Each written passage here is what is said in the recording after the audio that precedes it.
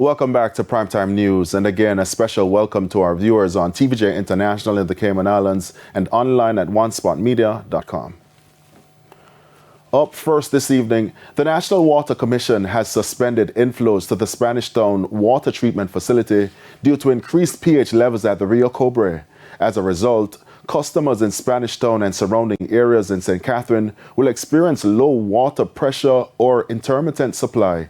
The NWC says an investigation is being carried out by its Quality Assurance Department in collaboration with the utility providers' quality regulatory agencies. The Commission says the Spanish Town water treatment facility remains operational, supplying areas using its stored reserves and augmenting with supplies from the Eastern Head works well.